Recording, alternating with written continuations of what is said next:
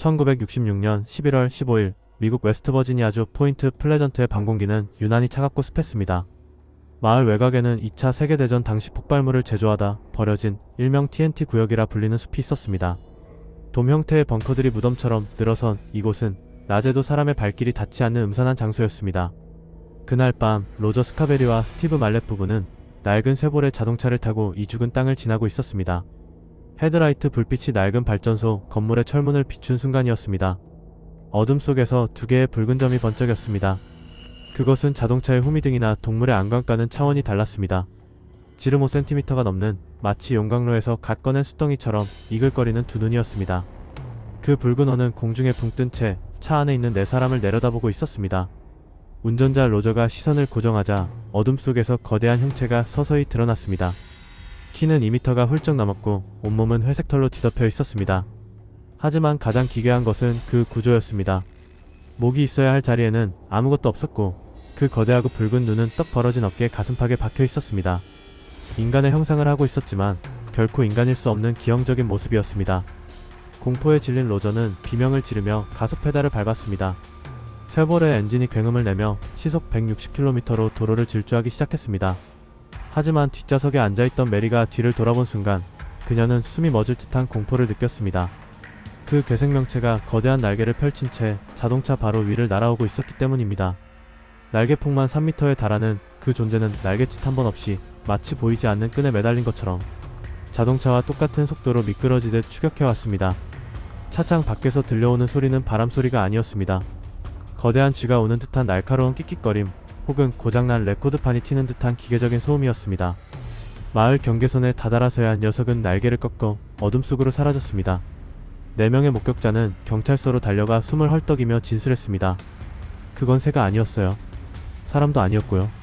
그건 괴물이었습니다. 이것이 바로 전 세계 미스터리 마니아들을 전율케 한 모스맨 전설의 서막이었습니다. 첫 목격 이후 포인트 플레전트는 거대한 공포의 도가니에 빠졌습니다. 1966년 11월부터 1967년 12월까지 약 13개월 동안 경찰서에 접수된 모습의 목격 신고만 수백 건에 달했습니다. 목격자들의 진술은 소름 돋을 정도로 구체적이고 일관되었습니다. 특히 마르셀라 베넷의 사례는 이 존재가 단순한 환각이 아님을 보여주는 강력한 증거였습니다. 그녀는 친구의 집을 방문하기 위해 차를 몰고 가던 중 백미러를 통해 뒤따라오는 거대한 그림자를 발견했습니다. 차에서 내린 그녀가 아이를 안고 현관으로 뛰어가던 순간 숲속에서 회색 거인이 불쑥 솟아올랐습니다. 그녀의 표현에 따르면 그것은 마치 땅바닥에 누워있다가 위장을 풀고 일어나는 것처럼 보였습니다. 그녀와 눈이 마주친 순간 베넷은 몸이 마비되는 듯한 최면 상태를 경험했습니다. 붉은 눈에서 뿜어져 나오는 붉은 광선이 시야를 가득 채웠고 의식은 명료한데 손가락 하나 까딱할 수 없는 절대적인 무력감이 그녀를 덮쳤습니다. 다행히 집 안으로 끌려 들어와 목숨은 건졌지만 그날 이후 그녀는 매일 밤 악몽에 시달려야 했습니다. 집 지붕 위를 쿵쿵거리는 발소리, 창문을 긁어대며 들려오는 기괴한 날갯짓 소리는 그녀의 일상을 파괴했습니다. 다른 목격자들의 증언을 종합해보면 모스맨은 물리적인 실체를 가진 동시에 초현실적인 능력을 갖추고 있었습니다. 수직으로 헬리콥터처럼 이륙하는 비행 능력, 그리고 사냥감이 공포를 느낄 때 더욱 강렬하게 타오르는 붉은 눈빛.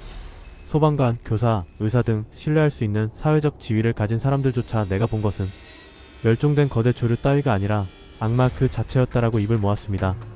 심지어 녀석이 지나간 자리에는 항상 유황 냄새와 같은 지독한 악취가 남았습니다. 이는 서양 전설에서 악마가 나타날 때 풍긴다는 냄새와 정확히 일치하는 특징이었습니다. 모스맨의 출현은 단독적인 사건이 아니었습니다.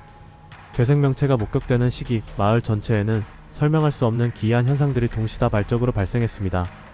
텔레비전 화면이 이유 없이 찌직거리며 꺼지거나 전화 통화 중에 정체를 알 수 없는 금속성 비프음이 끼어드는 일이 빈번해졌습니다. 마을 전체가 보이지 않는 전파 방해를 받는 듯 했습니다.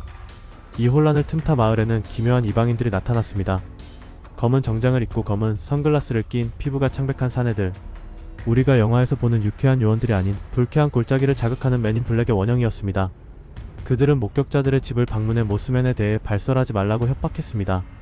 지역 신문기자 메리 하이어가 겪은 일화는 유명합니다. 그녀의 사무실에 찾아온 검은 양복의 남자는 아주 부자연스러운 행동을 보였습니다. 펜을 쥐는 법을 모르는 듯 어설프게 잡거나 질문에 대답할 때 기계적인 톤으로 억양 없이 말했습니다. 눈을 거의 깜빡이지 않았고 입가에는 어색하게 굳은 미소를 띠고 있었습니다. 마치 인간의 탈을 쓴 외계인이나 정교하게 만들어진 안드로이드 같았습니다. 그리고 인드리드 콜드라고 불리는 미스터리한 인물의 등장도 빼놓을 수 없습니다. 우주선으로 추정되는 비행체에서 내려와 주민우드로 데렌버거에게 말을 건넨 이 남자는 텔레파시를 이용해 대화했습니다. 그는 찢어질 듯한 미소를 지으며 우리는 너희에게 해를 끼치지 않는다. 곧 큰 사건이 일어날 것이다 라는 모호한 예언을 남겼습니다. 모스맨이 육체적인 공포를 담당했다면 이들은 심리적인 공포와 편집증을 심어주는 역할을 했습니다. 포인트 플레전트는 거대한 실험실이 되어가고 있었고 주민들은 자신들도 모르는 사이에 다가올 재앙의 카운트다운을 듣고 있었던 것입니다. 모든 공포와 징조는 1967년 12월 15일 비극적인 정점을 향해 치달았습니다. 크리스마스를 열흘 앞둔 그날 오후 5시 오하이오 강을 가로지르는 실버 브리지 위는 퇴근 차량과 쇼핑을 나선 가족들의 차들로 꽉 막혀 있었습니다. 신호등이 바뀌기를 기다리는 수십 대의 차량 안에서는 캐럴이 흘러나오고 있었고 사람들은 다가올 성탄절의 설렘에 젖어 있었습니다. 하지만 그 평화는 날카로운 금속 파열음과 함께 산산조각 났습니다. 마치 총소리 같은 굉음이 울려 퍼지더니 다리를 지탱하던 거대한 아이바 체인 하나가 끊어졌습니다. 그 충격으로 다리 전체가 균형을 잃고 비틀거렸습니다.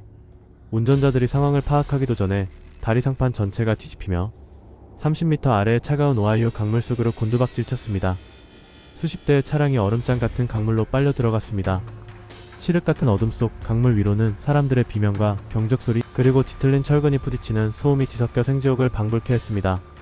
구조대가 도착했을 때는 이미 너무 늦은 뒤였습니다. 공식 사망자 46명. 차가운 강물 속에서 건져 올린 것은 크리스마스 선물 상자들과 찌그러진 자동차의 잔해뿐이었습니다. 소름 끼치는 사실은 사고 직전의 목격담이었습니다. 다리가 무너지기 며칠 전부터 일부 주민들은 실버브리지의 철골 구조물 꼭대기에 거대한 새 같은 형체가 앉아있는 것을 보았다고 증언했습니다. 붉은 눈을 번뜩이며 아래를 지나가는 차량들을 내려다보던 그 존재. 사람들은 그것을 모스맨이라고 확신했습니다. 더욱 기이한 점은 이 참사가 발생한 직후 모스맨의 목격담이 씻은 듯이 사라졌다는 것입니다.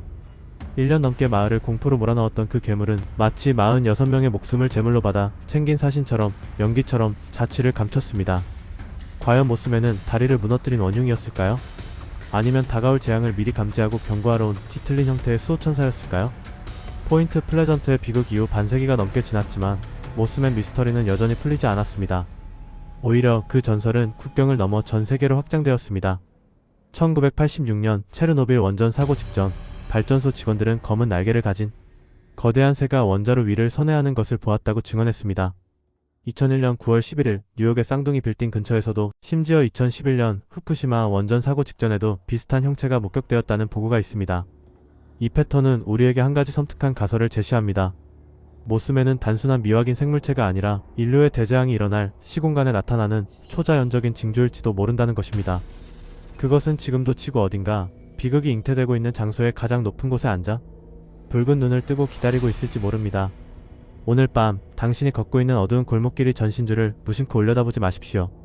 만약 그곳에서 칠흑 같은 어둠 속에 박힌 두 개의 붉은 점과 눈이 마주친다면 그것은 당신의 인생을 뒤흔들 거대한 사건이 이미 시작되었다는 신호일 테니까요. 붉은 눈의 추격자 모스맨이었습니다. 지금까지 미스터리 아카이브였습니다. 구독하고 다음 미스터리 시간에 만나요.